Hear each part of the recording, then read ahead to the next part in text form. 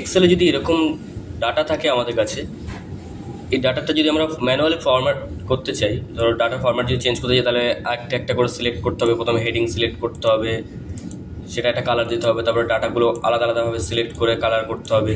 তা এতে অনেকটা সময় বেশি লেগে যায়। তো খুব সহজে একটা সিম্পল ট্রিক্সের মাধ্যমে আমরা কী করে এটি কমপ্লিট করব সেটা দেখব। তাহলে প্রথমে আমাদের এই যে ডাটা আছে, ডাটার উপরে কোথাও এক জায়গায় ক্লিক করতে হবে, একটি সেলে ক্লিক করার পরে কন্ট্রোল এ দিয়ে পুরো ডাটাটাকে সিলেক্ট করে নেব।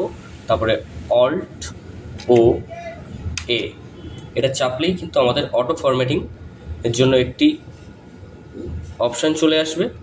এইখান থেকে আমরা কোনো একটি অপশান নিয়ে নেব। তো একটি পছন্দ করে একটি অপশান আমরা নিয়ে নিচ্ছি।